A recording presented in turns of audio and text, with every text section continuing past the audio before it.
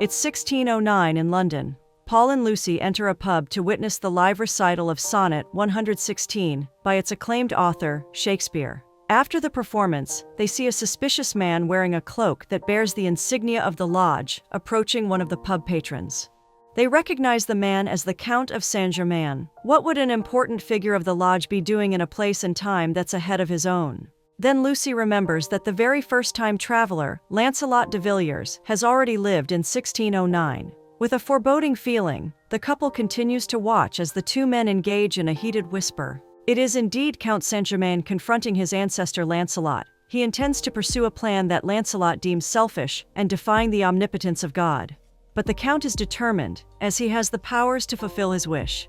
He grabs Lancelot and plunges a dagger into his heart. No one notices anything except for Paul and Lucy. Then the Count immediately leaves just as people start to become aware. Paul and Lucy have to leave as well. They run in the opposite direction from the Count, and that's when they seem to get sucked into a vortex out of nowhere. We travel to the present, where we see our main protagonist, Gwen Shepherd. She's in the archives researching. Since becoming the Ruby, she feels as if her world has turned upside down. For context, Gwen has inherited the time-traveling gene passed down in the Montrose family. Everyone thought it would be Charlotte, her brilliant but arrogant cousin. But it was discovered during her 16th birthday that it was Gwen, the black sheep of the family, who inherited it. Now she is compelled to serve the Lodge, the organization that manages the Chosen One's time travels. The organization was created in the 18th century by the Count of Saint-Germain to safeguard the secrets of time travel and to protect the chronograph, the device used in their travels. The members of the Lodge, named Guardians, are strict with Gwen,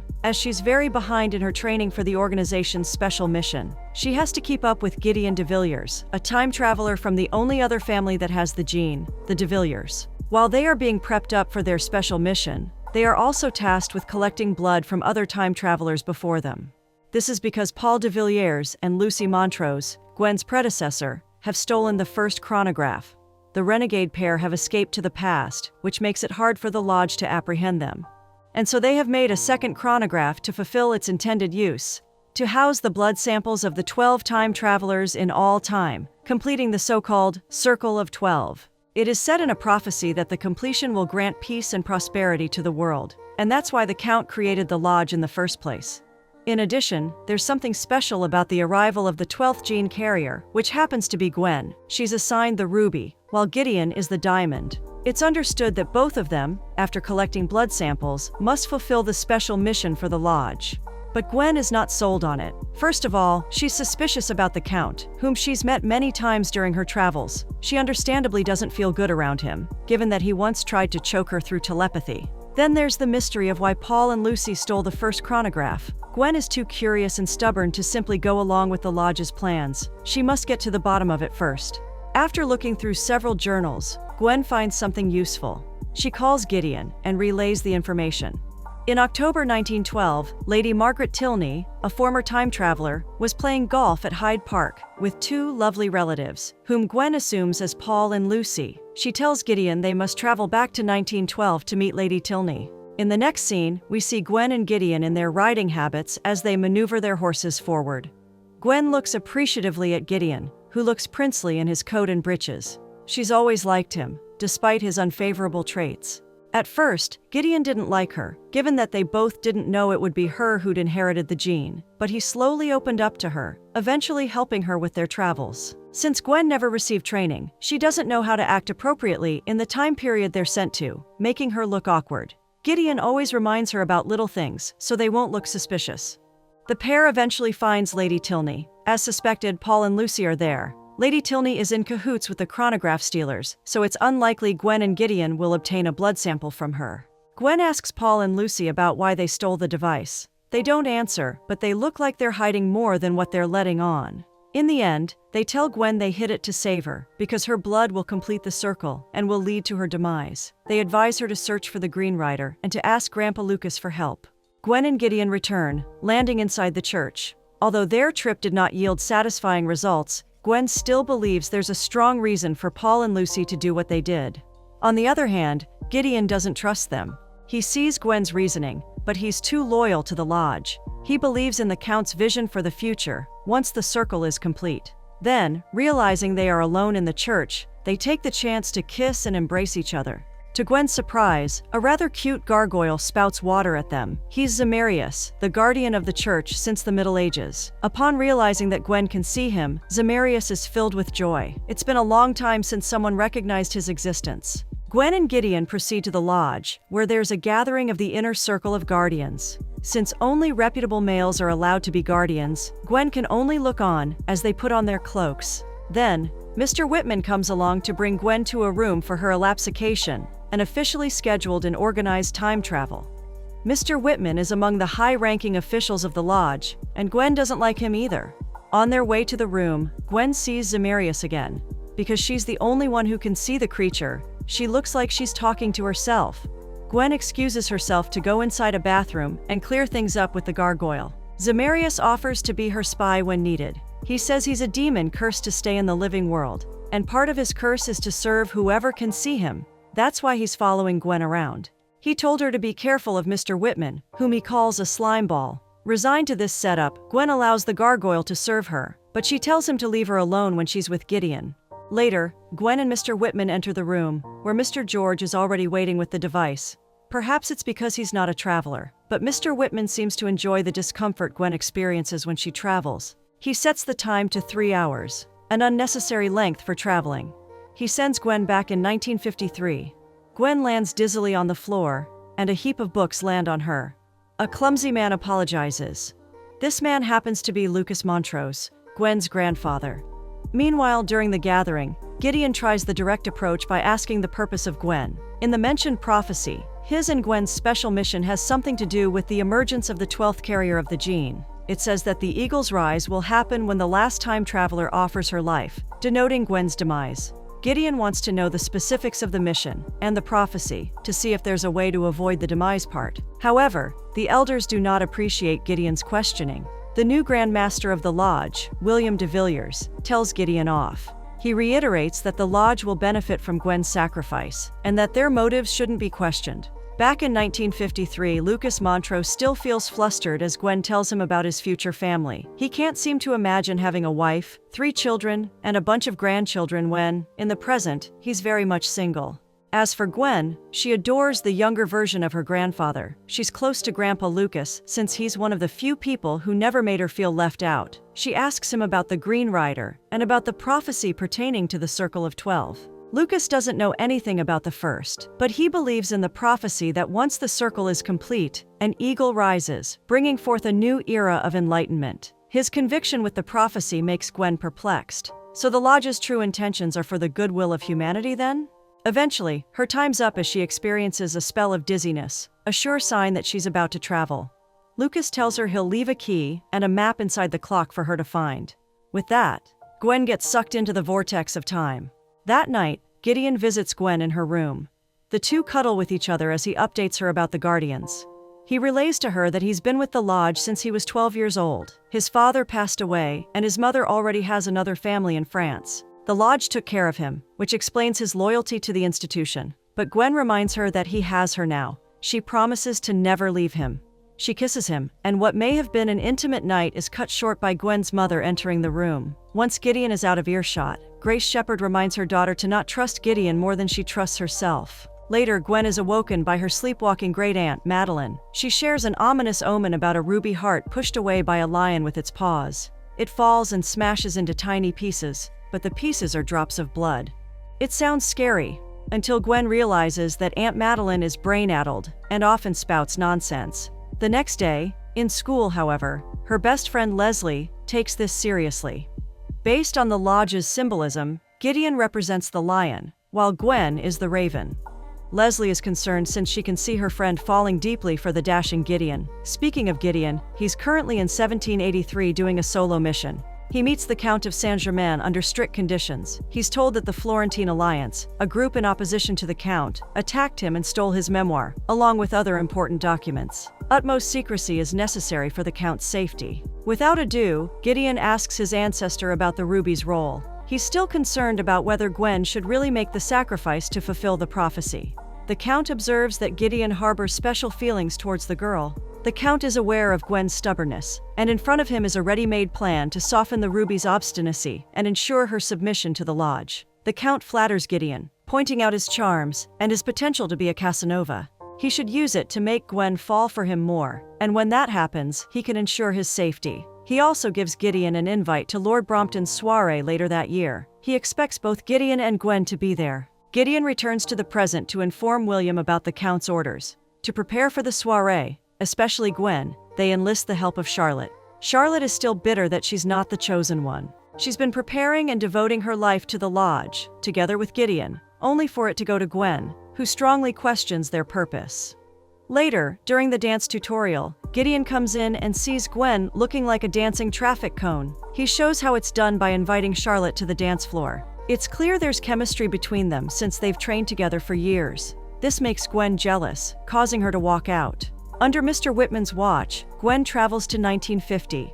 To her surprise, Gideon is also there. He explains that he convinced Mr. Whitman that she'd learn best with him. He plays the music, then he leads Gwen into a dance. She's more graceful in his arms, compared to the strict and patronizing instructions of Charlotte and their dance instructor. Soon, their dance becomes more intimate. Gideon's true purpose for traveling with Gwen is to have some privacy with her. He's fallen for her wit and her straightforwardness, while she's willing to give herself to him. They finally made love with each other. A few minutes after the act, Gwen travels back to the present, followed by Gideon. Thankfully, they land in front of Mr. George, one of the few kind guardians, and a disapproving Zemarius. Later, when they're walking down the stairs, Gideon receives a message that his younger brother Raphael has returned to London. He ignores Gwen and rushes towards the front of the lodge, where his brother is already waiting. Zemarius then reproaches Gwen. He says that rolling in the hay may be a bad idea, as Gideon may think of her as easy and won't bother her again. Later, Gwen calls Leslie to ask for her advice about her situation with Gideon. Leslie says she must wait for him to call her first, to show she's not an easy girl. Gwen doesn't like the idea, as she really wants to talk to him. But Leslie insists she must string him along to trigger that unconscious male psychology of going after her. Their call ends when Mr. Bernhard, the Montrose butler, enters Gwen's room. He says he has something important for her, the green writer that Lucy mentioned. It turns out it's a book. At the back part, there's a series of numbers that looks like it has to be deciphered. She shows this to Leslie the next day at the school cafeteria, since she herself can't figure it out. While they are discussing it, Charlotte comes in and introduces Raphael as the new transfer student. Leslie is instantly smitten with him. What's with the de Villiers genes that make them look so hot? Gwen has to snap her fingers just to return Leslie back to reality. In the lodge, Gideon is preparing for another mission. He wonders why Gwen hasn't called him back. William enters and gives him a small kit for drawing blood. Gideon's target is Lady Tilney, but he must be careful, as Paul and Lucy are in the same time period. With that said, he travels back to 1912. He lands on a busy marketplace. When he turns around the corner, Gideon sees Gwen and Paul embracing in the middle of the day. Jealousy consumes him, as he thinks this must be why Gwen doesn't call him. Is it because what happened between them is just a one-time thing, and now she's moved on to his ancestor Paul de Villiers?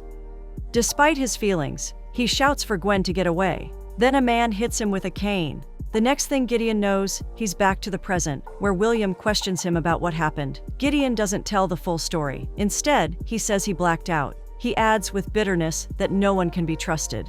Meanwhile, Gwen is having her measurements taken by the seamstress in preparation for the soiree. The seamstress is a talkative lady. From her, Gwen learns that Paul and Lucy used to be lovers, and everyone was against their affair. The seamstress says when one was in love, they were stronger and braver, which was why the pair had the guts to steal the first chronograph. Then Mr. George comes into the room to inform Gwen about Gideon's situation.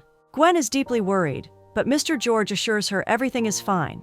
When they are alone, he reminds her to use her common sense, as love can blur out everything else. Knowing that Gideon is safe, she asks if she can travel back to 1953, as she had an insightful experience in her previous visit. Mr. George immediately catches on that she means to visit her grandfather again. Since he's on Gwen's side, he manages to assist her in traveling back to 1955 while avoiding suspicions. Gwen lands inside her grandfather's office, now a room where unused furniture is stored. She finds the clock Lucas mentioned before. Inside it, there's the key and a letter for her. As she leaves the room, guards catch her and bring her to their supervisor, who fortunately happens to be Lucas himself. He's relieved to see his granddaughter again. He's already married during that time, so Gwen's secret identity starts the rumors about Lucas Montrose's supposed illicit affair. Lucas brings Gwen to a restaurant. There, he tells her about Paul and Lucy's recent visit and what he learned from them. He shares with Gwen about how the pair witnessed the Count of Saint-Germain take his ancestor's life in 1609. This information vindicates Gwen's suspicions about the Count's true motives. On the other hand, when Gwen shows him the code of numbers at the back of the Green Rider book, Lucas can't remember what they are, or why he wrote it. Later, Gwen returns to the present, right in front of Gideon and Mr. Whitman. She's so relieved to see Gideon seemingly fine after his incident. But she's taken aback by the disdainful look in his eyes. She doesn't know why he's acting like that when they share a sweet moment during their last time together. Soon, Gwen finds out. She travels back to 1955, where Gideon is already there waiting for her. He demands to know about the key she supposedly acquired in her solo travel. He knows about it because he saw the records of Lucas Montrose having an affair around the same time.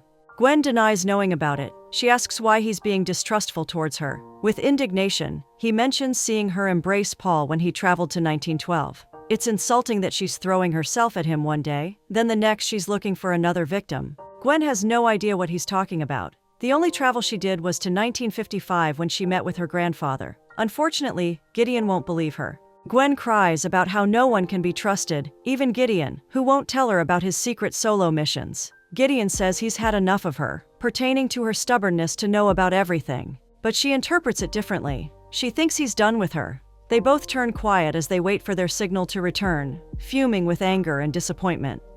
Gwen cries her heart out to her best friend that night. Leslie tells her to repeat the mantra, "He's an idiot," to make her feel better. Gwen feels indignant about Gideon's accusation. She never looked at Paul that way.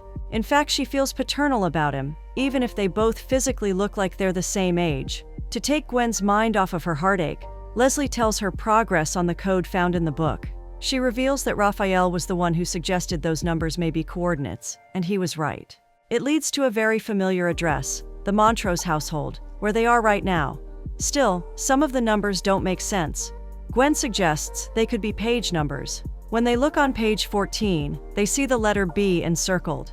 Across the book, they find marked letters until they form the phrase, "behind the water lilies." There are no plants like that in the house, nor paintings or tapestries that Gwen can remember. That's when Zamarius appears to help them find it. He's been exploring the house, so he knows where to lead the girls.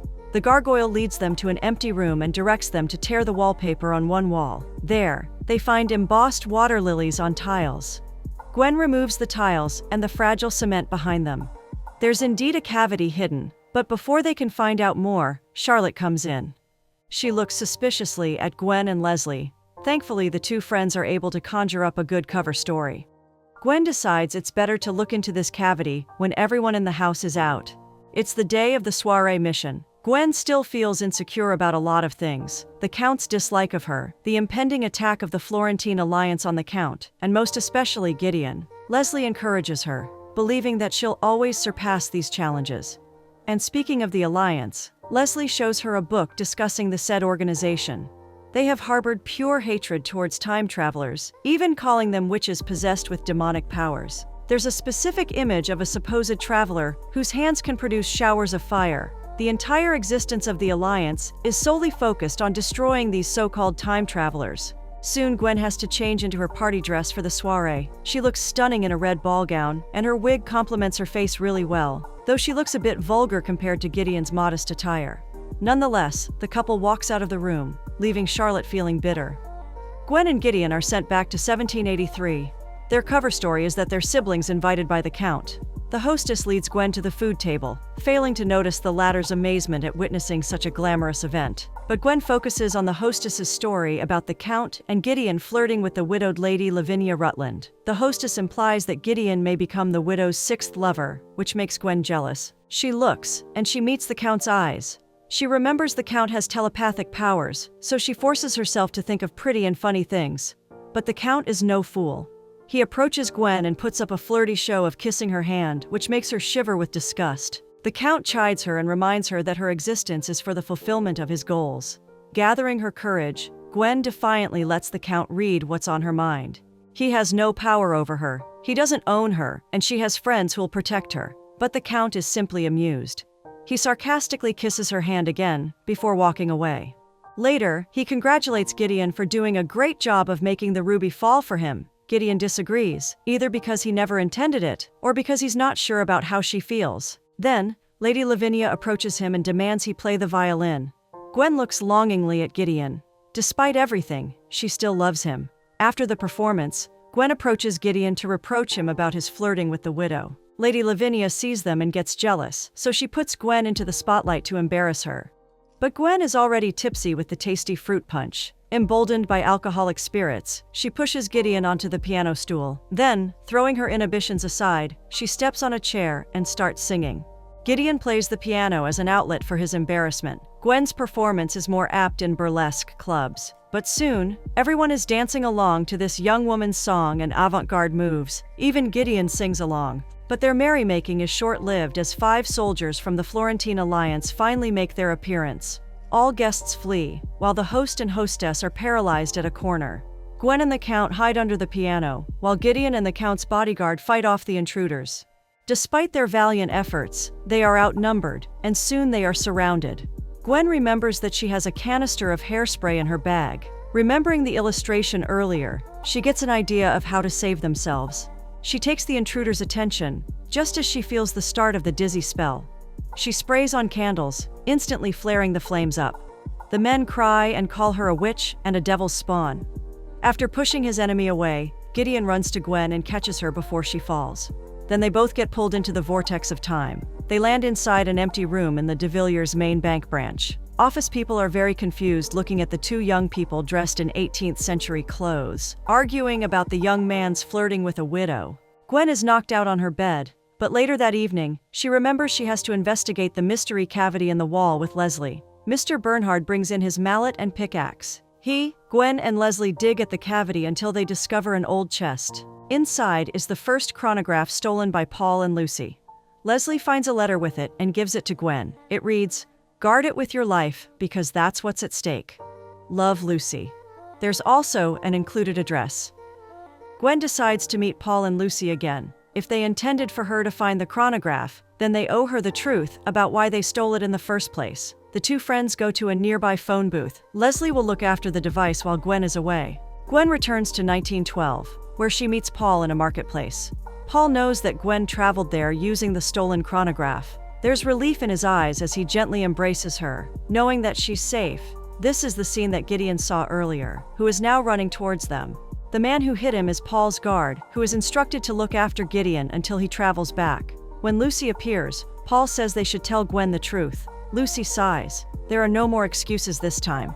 Together, Paul and Lucy reveal that they are Gwen's true parents. This is the whole truth. Gwen was born from Paul and Lucy's love affair.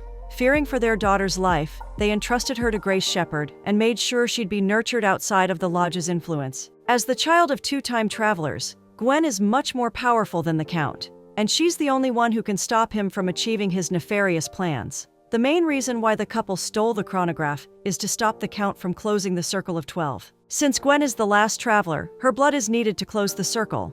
Once it happens, the Count will have full control over time. The new era promised is actually a totalitarian society under the Count's control, supported by his disciples. They'll have a total monopoly over the world's resources, and they'll eradicate anyone who contradicts them.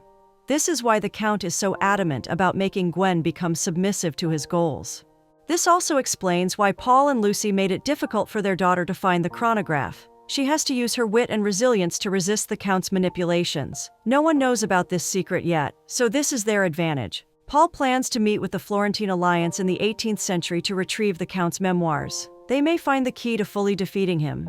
Gwen feels desperate and lost. She had never imagined her life would turn this way when she found out she had the gene. Although she feels awkward, Lucy reaches out to hold her daughter's hand. She tells Gwen they love her dearly, despite everything. In the present, Whitman and William are interrogating a woman, who happens to be the midwife that helped Lucy conceal the truth. Ever since it's been revealed that Gwen is the Ruby, the Lodge has been conducting an investigation as to why Charlotte didn't inherit the gene. With their wicked questioning, they find out Gwen's real parentage. Whitman realizes that Gwen is indeed special. Not only is she the last time traveler, but she is also descended from her parents who are both time travelers. The 2 guardians stop their interrogation when Gideon comes into the room. He has also heard the whole conversation. That night he searches for Gwen, realizing she's in far more danger than anyone. He finds a worried Leslie inside the phone booth. Gwen should have returned by now, but she's nowhere to be seen. Thankfully, Zemarius leads them towards the Black Swan bar, which is closed at that moment. It is there where Gwen returned after meeting her parents. Gideon rescues her, and she tells him everything, making sure to clear up her relations with Paul.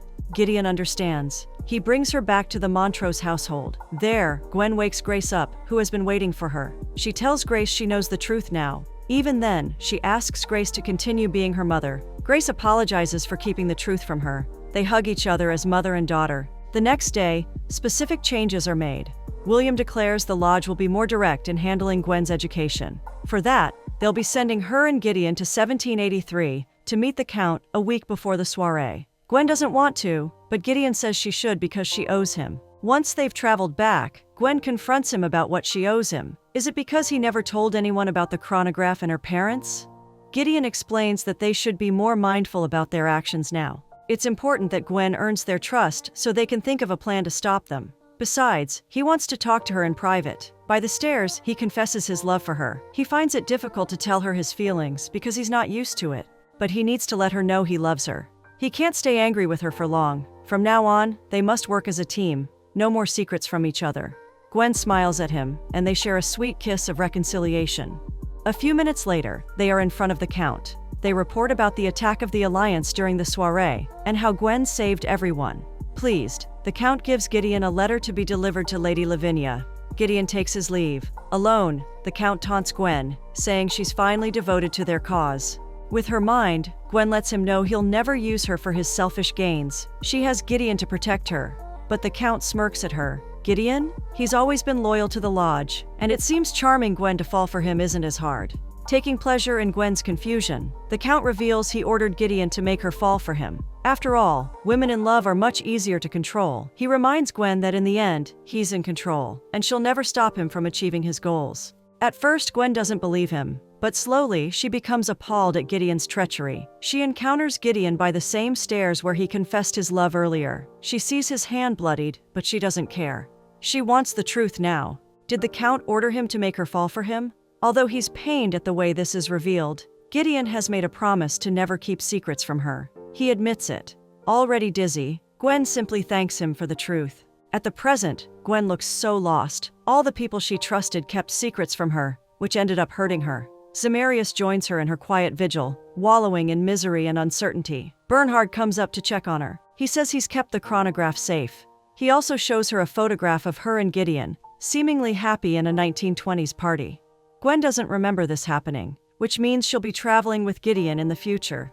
In the end credits, we see why Gideon has blood on his hands. He sees Paul getting ambushed by the Florentine Alliance. Although he managed to save him, Paul is still injured. Paul takes a gamble. He asks Gideon if he loves Gwen more than his life and heritage. Gideon sincerely answers yes. Paul decides to give him the Count's memoir that he just retrieved from the Alliance. Gideon must read it, so they know what the Count is really planning. With that, Paul gets sucked into the void of time.